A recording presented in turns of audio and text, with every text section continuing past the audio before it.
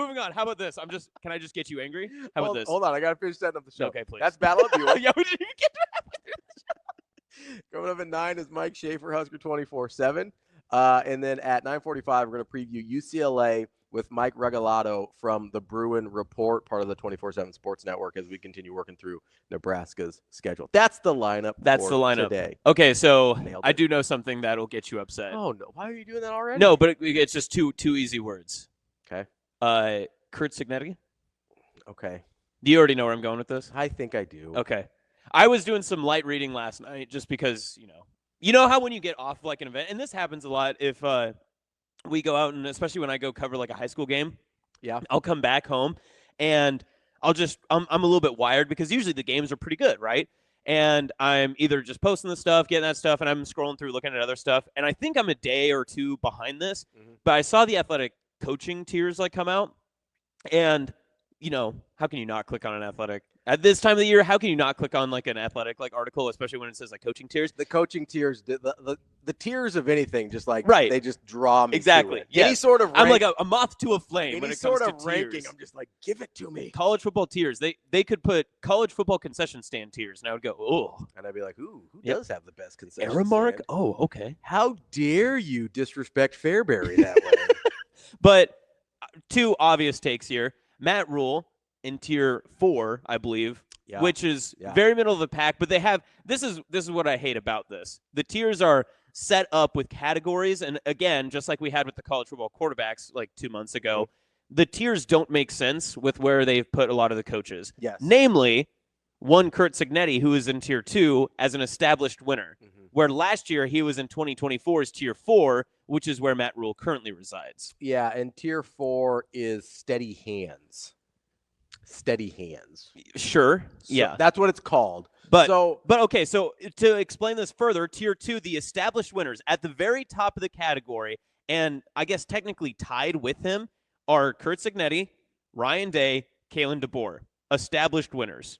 Behind them, James Franklin, Marcus Freeman, Brian Kelly, Dan Lanning, Lance Leipold, Lincoln Riley, Steve Sarkisian, Kyle Whittingham. Yeah. I can make a pretty solid argument that Kyle Whittingham shouldn't be at the bottom of that tier in his own right, but the top of the tier is what actually makes me the most upset, because not only do you have him tied with 3 other coaches that he doesn't really have a reason to be in the same category with, but he's in front of the category in front of 2 coaches that were basically a part of the national championship conversation a season ago. Yeah, so let's see what we've got here. Ryan Day, national champion. Kalen DeBoer, played for national championship. James Franklin, college football playoff. Marcus Freeman, played for national championship. Brian Kelly has played for national championship. Dan Lanning, college football playoff. Number 1 overall seed. Lance Leipold, one of the best turnarounds we've seen in college football history with how bad they were. Lincoln Riley. College football playoff contender. College football playoff, and has been in the college football playoff several times in Oklahoma. Steve Sarkisian, college football playoff. Kyle Whittingham, one of the most consistent winners in college football over the last 20 years. That's maybe the name if you're going on hard recency bias. Yeah. That's maybe the name that you would leave off. Right. But he is at the very bottom of that tier. But I don't know that you can describe Kyle Whittingham in a better way than established winner. That's exactly this is like the Kyle Whittingham tier is established winner, right? Like every single season, you're not going to expect that Utah goes below 6-6. They're going to be 7-5 at worst, and they're always going to be playing for some sort of like bowl eligibility, if not peaking towards a national type of conversation in, what was the Pac-12, now the Big 12, and that sort of thing too.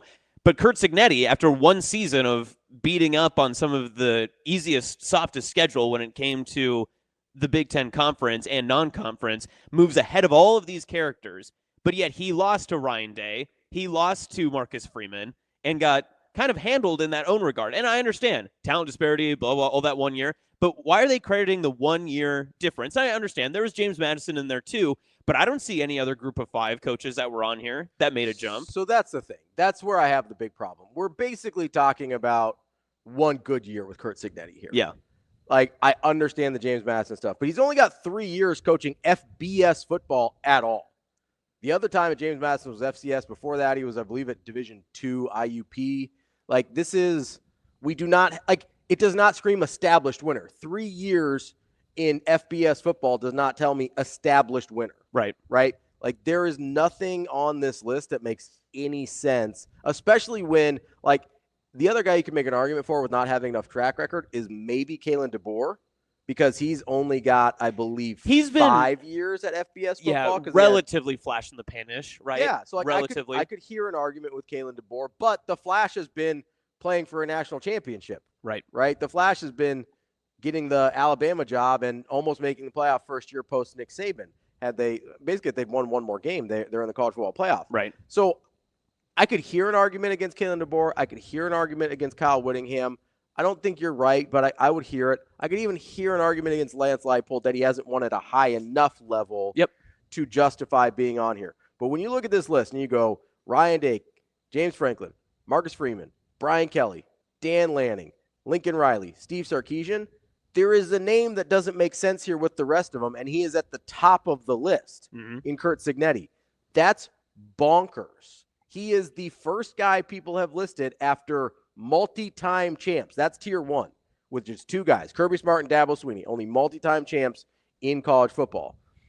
The next guy is Curt Cignetti, ahead of, famously, national champion Ryan Day. Right. Which doesn't make any sense whatsoever. And to be fair, Ryan Day, yes, he was born on third base, but did actually get the national championship this year. They have been in the college football playoff Final Four years and years and years and years in a row. He can't help the situation he was put into. Yeah. All he can do is either screw it up or not screw it up. Yeah. And he hasn't screwed it up. He's elevated that program, right? Also, I wonder if we underestimate. I don't know. You've been watching some of the SEC story stuff, right? Yeah, a little bit. Just for the humor of it, because the documentary begins with them losing to Big Ten teams, and then also ends with it. So I don't think it's in that version. There's some. It's on Netflix. I don't remember what it's called. One of the Untolds? Maybe, but it's with Florida and Urban Meyer. Yes, yeah, the swamp. Yeah, it's one of their Untold stories. Yeah, and you hear these guys telling these stories. The most insane glazing story in history. They leave out all of the good juicy bits. And so I don't remember if it's that one or what, but there's like portions of it where you're hearing the way Urban Meyer kind of runs his programs and stuff like that. You see how it went at Jacksonville, and you go, okay, this might be a little bit more toxic of a situation that Ryan Day inherited than maybe we appreciated. Like Urban Meyer, I think there's a reason he doesn't stay anywhere very long. Like I think he has sort of this toxic sort of eat away at people, like almost.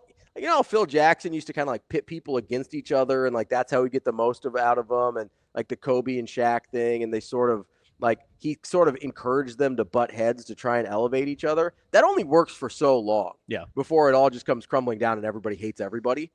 And I do wonder if there was some of that in the Urban Meyer situation after the way you hear just some of the ways he ran his program, whether it's at Florida or Ohio State. So I mean, listen, that's not to say Ryan Day didn't inherit a great situation. Like, so did Kalen DeBoer. It's a hard situation, but it's also a great situation, right? But I sit here and I go, okay, Curt Cignetti, I don't know how you put his name above anybody before Lance Leipold. I don't understand how that happens. Yeah. I don't understand how you can do that. Yeah. And especially if you look, because you could argue they're on different trajectories too. But I think if you want to put him in established winners because of his James Madison and the year that he proved at Indiana, I think he fits right in front of Lincoln Riley, actually. Like, I actually wouldn't disagree with that, with the trajectory of where they are both headed. Sure, yeah. I would put him somewhere behind Dan Lanning, but I can't put him anywhere ahead of that. Like, everybody else on this list has a extensive track record of winning, or their program is significantly headed up. Yep. Right. But here's, again, if you just, and we haven't even mentioned Tier 3 yet, but Tier 3 has a guy we're both high on, Matt Campbell. And I would actually say Matt Campbell's a pretty established winner as well. I would say more of an established winner than Curt Cignetti at the FBS and Power Conference. I mean, I would also say higher than Lance Leipold. Yeah, at the Power Conference level, Matt Campbell has been better and more established than either of those guys. Yep. Brett Bielema. Would you rather have Brett Bielema? Brett Bielema is interesting. I like Brett Bielema. I think he's a really good coach. I don't know how hard I would argue. I probably would take Brett Bielema because I feel like I know more about him. Yeah. The Illinois or the Indiana thing, like maybe it's because I don't like him. Maybe it's because he's a smug SOB. I don't know what it is. Yeah. There's something that just tells me like, hey, this probably isn't going to last. I don't know what it is. I really don't. Winning at James Madison for 5-6 years, half of those in FCS, is a different thing than winning in the Big Ten consistently, right? We've seen it over and over again. I don't know. Like, I ran into a old like very successful high school coach last year on one of the sidelines at a high school game. And I was telling it, we were talking about how people interact on Twitter and things like that. And I was like, yeah, I mean, I get kind of snarky during Husker games. I get a little sarcastic sometimes. I'm watching games. And he's like, no, I understand that. He's like, it's really hard as a coach because sarcasm tends to be a little bit like poison. And I get that. And especially, I do think there's instances in which players understand you well enough that it's not necessarily that dramatic. But I have a really hard time imagining a world in which people are just like players go out and they see Curt Cignetti and they see him basically getting all the headlines, right? Yep. Like nobody talks about anybody from Indiana last year except Curt Cignetti. Yep. Right. And these are college guys. They have egos. They have aspirations. They want to play in the NFL. They want to be rewarded with NIL money for their efforts. And I just wonder, like, okay, this guy eats up a lot of the air in a room. And I just wonder how long or what type of guys he can continue to get at the Big Ten level. Yeah. That are just going to be like, yeah, we're cool. Yeah. You know, like, well, I don't. I hear what you're saying. I think that there's a part of that, though, that there are some people that are drawn to a character like that. Sure, because we see the Deion character. Right. Yeah.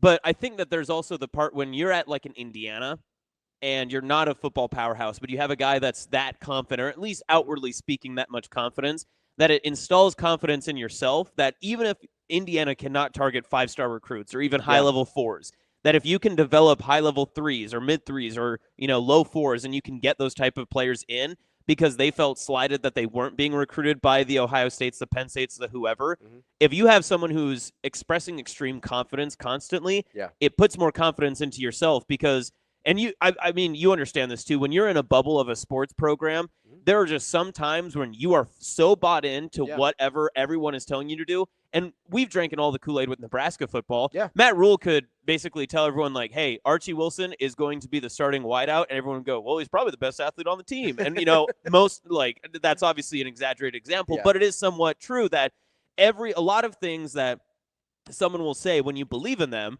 is what you will buy into. Yeah. And if Signetti is continually outpouring confidence and outpouring how much he can stick his chest out, it comes across as success in the eyes of his program. But until the success dwindles in terms of wins, I think it will continue to work in his messaging. Here's the difference, though, is I think a lot of times it comes off as confidence in himself, not confidence in his team.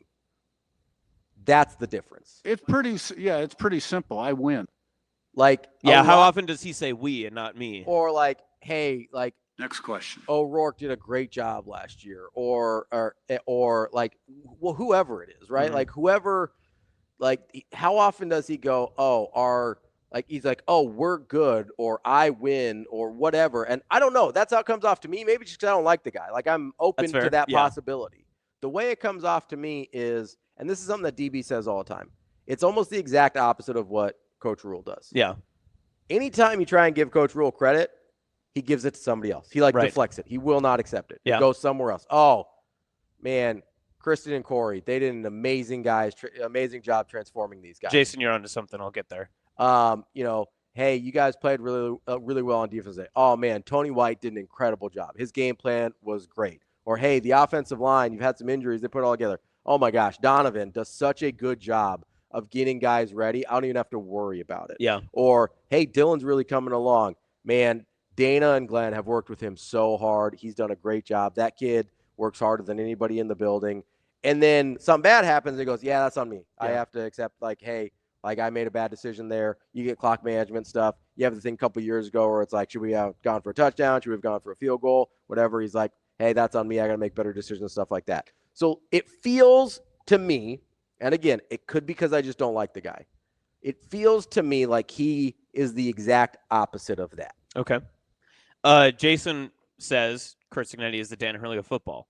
Outside of Hurley bringing back a program like UConn that had previous success, had a little bit of they had a little bit of a mark in a national scene, right? Mm-hmm. You could argue that what Hurley did and kind of how I described it, an uber confidence in yourself and speaking it out into the ether, right, is exactly the same as what Signetti is doing for college football in Indiana. Now, again, the programs do not line up the same. Yeah. UConn basketball in its national scape, in its scope of its sport, comparative to Indiana football, are not the same.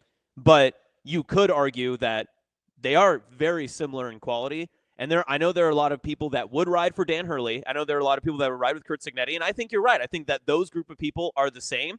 And the people that aren't for them are on the opposite side of the boat. Yeah, I mean, they're certainly not on the same level as programs. And I do think, I hate to be the one that has to give Dan Hurley credit here, but we are talking about a guy that won 2 national titles versus a guy that has 1 good year in a power conference. Yep. Like, we are talking about different things, right? So, like, we have to start there before we get anywhere else. Right. The problem is, for me, and listen, I very outwardly and loudly don't like Dan Hurley either. So it's not a terrible analogy there. I do think he makes things a lot about himself. And I do think that there is some similarities there. I don't know about the only differentiator I'll make is, like, I don't think Dan Hurley's a good person from what I've witnessed, and, like, not just public things, right? So that's part of my issue with Dan Hurley. I don't know about Curt Cignetti, so I don't want to put him in the same boat because of that. I honestly think Signetti's a lot closer to Dion. Like, I know that they come in very different packages. Right, yeah. I think their personalities are actually very similar. Like, that's the guy that I would compare him to. And obviously I don't like Dion either. That's not so it's obviously I've got a type that I don't like, right? Todd says, when his rapidly rising balloon bursts at Indiana, I'm going to laugh. Yeah, like, there's a part of me that is rooting against him. Yeah. And there's also a part of me that... And you're right. So that's actually a great way to put it, too, because you're not rooting against Indiana's failure, no, right? You're rooting against Curt Cignetti's failure. I'm rooting for Indiana to fail because I'm not sure Curt Cignetti is who he wants us all to believe he is. Okay. And there's a part of me that he almost... Like, winning in college football at a high level on a regular basis is really hard. It's really hard. Yeah. We've seen that here at Nebraska. Yeah. And that's not to say Nebraska's made great hires or done everything right over the course of the years. But Nebraska is always in a better place than Indiana will ever be in football. That's just how it is.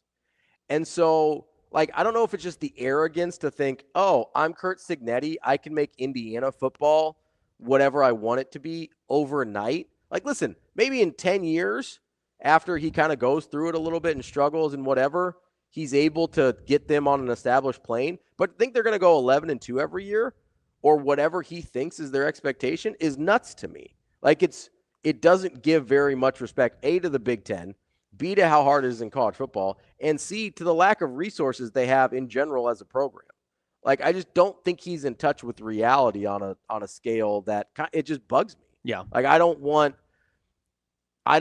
that type of person leading my program. I want a confident person, but I need a realistic person. Right. Like, going 11-2 at Indiana every year is not realistic. It's just not. That's not a place that can sustain that. Most of all, because when November hits, they don't really care about your football program anymore.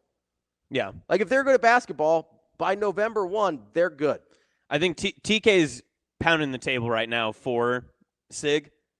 And I guess that's I don't know if you said it outwardly directly, but is it just the way? Because he has been successful, right? He is winning, right? And you just said it a little bit ago with Dan that, yeah, you have to give him a credit, 2-time national champion.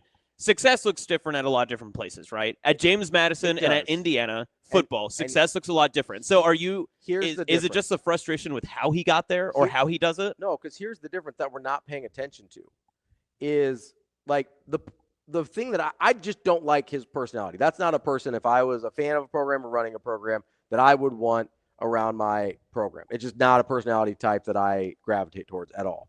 What I will say is, I do think we underestimate, like, the resources of James Madison. That's a school that poured a ton of money into becoming an FBS program and being good at all their sports as soon as they transitioned into Division I sports.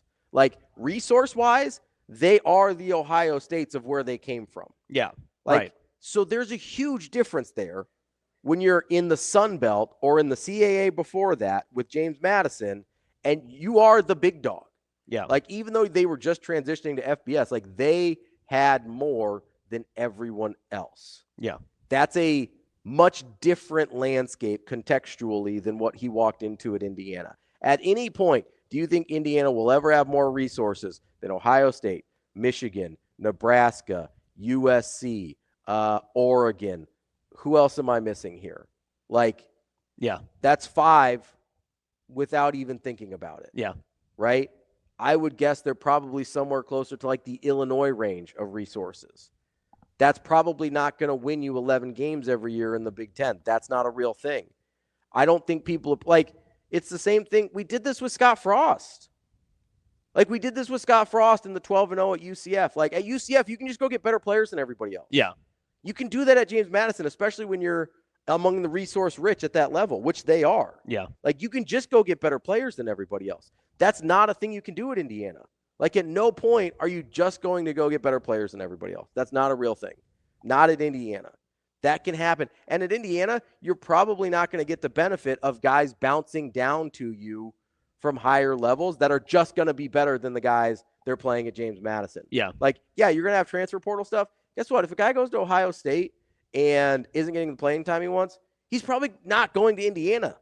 If he's that good of a guy that you can just be better than everybody else, he's not going to Indiana. Yeah. He's going to somewhere else in the Big Ten. He's going to the SEC. He's going somewhere better where they can pay him.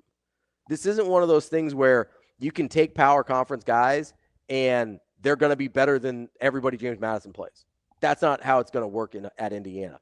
I don't know how this is sustainable for him because I don't think they're ever going to be able to recruit at a level that will replicate the results that he got last year. What are we, 10-0? I think it is fair to say, too, as well for you, that... What'd you finish, Curt? 1 and 2? I think it's fair to say that... Not bad. If you look at overall record and you go year to year, his win-loss record is consistent. But where he is winning consistently, we haven't actually seen, right? Because when he's at James Madison, he's there for 3 years, 2 years. He was there for 5, but only 3 in the 6. No, Yeah. 5, but 2 in the FBS. And the last few years, obviously, he had enough success to garner him a jump to Indiana. We've only seen Indiana for 1 year. This could be an easily, I don't want to say make or break because he's going to be at Indiana for some time. That leash is long now. But it will be interesting to see how this season ends up for him because if the success doesn't continue at the same level as it was last year, if they go 8-4, will people credit him as much? If they go 6-6, people will discredit him. If they don't make a bowl, people will, languish him for it. So it's going to be very interesting to see how quickly that dynamic flips because if he goes 11-1 again, people will be able to share his praises. And there may still be frustration with how he does it, but then he'll continue to share, and show a little bit more of the consistency of like, yes, I am a winner. Yes, I have done it at more than just one stop over 1 year because I had an influx of, talent that came in that was cohesive and, benefited from a very easy schedule. Sure. And I mean, don't worry though. He wouldn't really challenge himself in the non-con this year. He's got Old Dominion, Kennesaw State, Indiana State. So they'll really be trying to tune up this year. Yeah. For the non-con. He's really challenging himself. But I mean, okay, so after they actually have to play real football teams, they go Illinois, at Iowa, at Oregon, Michigan State, UCLA, at Maryland, at Penn State, Wisconsin, at Purdue. Yeah. What does that make Indiana? Makes him have a tough, challenging slate there. I mean, like you've got, I'm counting 4 losses. Yeah. And not even just like straight up toss-up games. You can look at them and say, no, these are probably losses. I think you're looking at 4 losses. Right. Oregon and Penn State. Oregon, Penn State. I think they're losing to I think they're losing Oregon, Penn State. One of Illinois and Iowa. I think they'll lose one of those. And then one of either Michigan or UCLA. Yeah. That's 4. Like, is he the top of tier 2 if he's 8-4? No. Is he established winner at 8-4? No. He's probably closer to established winner, but yes, yeah. I mean, this is what I'm talking about though. He's the Jaden Daniels of this list. We did this with DB yesterday. Like Jaden Daniels had one great year. That's awesome. Mm-hmm. You want to put him the next level? Like he is literally the first quarterback after Patrick Mahomes, Joe Burrow, Josh Allen, Lamar Jackson, and Matthew Stafford. Yep. You think the next best and this is NFL executive. This is from Mike Sando's list at The Athletic. NFL, you think he is the next best quarterback in the league? You realize you have a guy that won a Super Bowl last year. Yeah. Like 10 spots below him. Yeah. Yeah. right? Yeah. You're taking 1 year of Jaden Daniels. This is why I asked DB the question, would you take Jaden Daniels year 2 or CJ Stroud year 3? Because CJ Stroud had basically the exact same year as a rookie that Jaden Daniels did. Yeah, a lot of people want to put felt Stroud up the there. exact same way about him, right? Yeah. CJ Stroud comes back to earth a little bit. Oh, we've never seen that happen in the second year in the NFL. It's almost like it gets harder. Yeah. Like at some point, it's going to get harder. Yeah. At some point for Curt Cignetti, it's going to get harder. And it will very quickly. I mean, yeah, after he plays mid-October, we're going to find out. After he plays his cream puff, Old Dominion, Kennesaw State, Indiana State, like juggernaut. Yeah. Like, what are we doing here? That's not even the part of the list I'm most mad about, though. I know. And we didn't even get to that part. Because Matt Rhule in Tier 4, like when you look at the company he's keeping. Well, he's honking with Monken down there. Which I love Monken. That is, honestly, he belongs more in the established winner spot than Curt Cignetti does. Yeah. Like he's been doing this at Army. You know, talk about doing this in the dregs of the world. He's been doing this at Army for 15 years at this point, 10 years at this point. But these are the people ahead of Matt Rhule. Yeah. Tim Albin at Charlotte. Mm-hmm. You want him? Are you taking Tim Albin over Matt Rhule? It's the tier above him, but I would not take Mark Stoops over Matt Rhule. Yeah, in the what's that? What's number 3? Three categories: high level consistency, which Kentucky must be competing for. Conference titles every single season. Kentucky's high level of consistency. Let's look real quick. 7-5, 8-4. Oh, that would be generous. That would be generous. Do you want to know? You want to know what his last 3 years are at Kentucky? 7-6, 7-6, 4-8. The high level consistency. The 3 before that must be incredible, right? Oh, he had a 10-3 in there. That's nice. Before 5-6, 8-5. We won Mark Stoops over Matt Rhule. We want Jonathan Smith, Michigan State. I'm not even that mad about Jonathan. But Jonathan Smith's good football coach. I wouldn't take him over Matt Rhule, but Jonathan Smith's a pretty good football coach. You're telling me you're going to sit here with a straight face and say Mike Norvell, who went 2-10 last year, this is high-level consistency. He went 13-0 to 2-10. What is less consistent than that? I literally that is the least consistent you can be to go from 13-0 to 2-10. Yeah. That's like Gene Chizik think that's inconsistent. Don't bring Gene into this. Like, what are we doing here? You're Dan Mullen, who couldn't find a job in the tier above Matt Rhule. And listen, Dan Mullen's had some nice runs as football coach, but we're gonna take Bronco Mendenhall. Yeah. With his 5-7 year at New Mexico that parlayed him the Utah State job? Well, again, to be consistent, and including the NFL days with the Panthers, the last few years for Matt Rhule, overall record-wise, have not been shining. You get 5-7, you have a 7-6, you go back to the Panther days, no winning seasons in the NFL. He did end on a high note, obviously, with Baylor before he left to go to the Panthers. When Urban Meyer went to the NFL, did we hold that against him? No, because he hasn't coached again. When Nick Saban went to the NFL, no, but it didn't stop everybody from wanting him.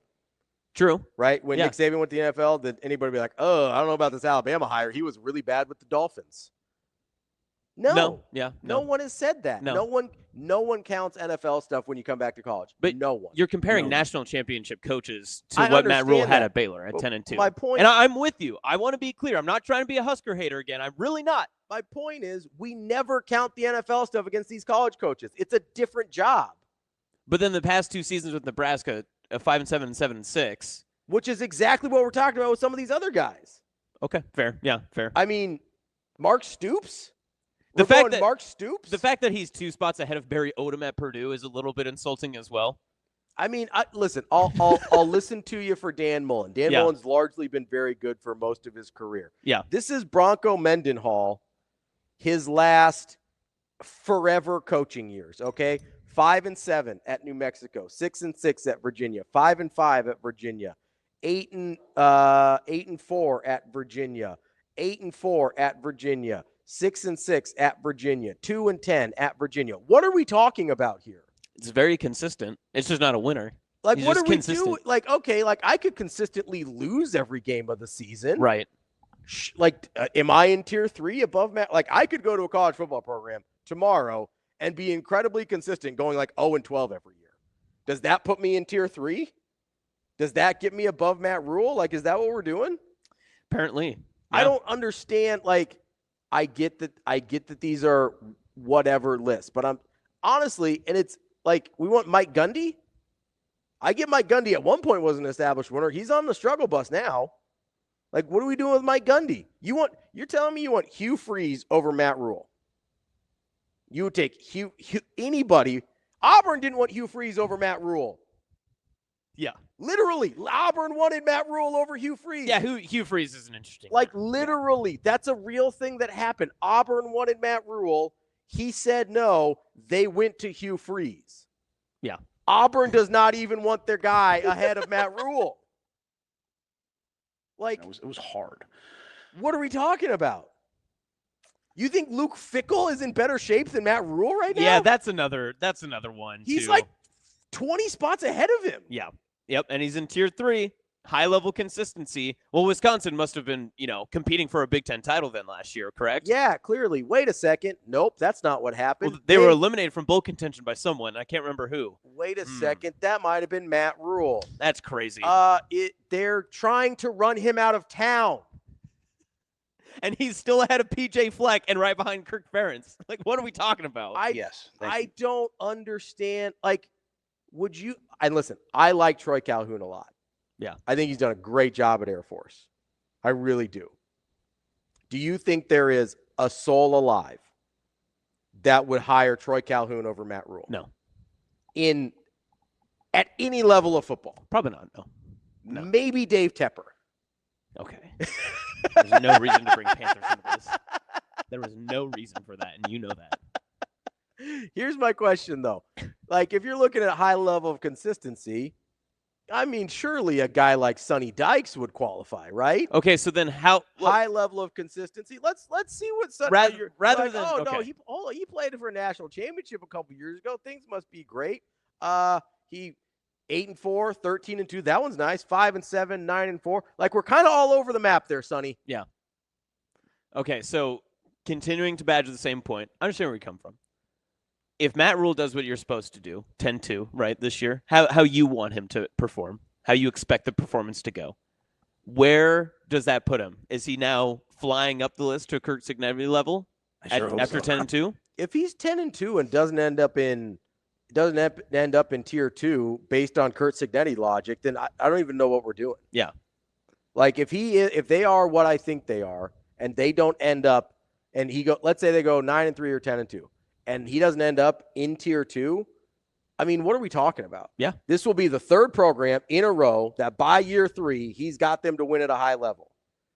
Like, how many guys in the country are you taking over that?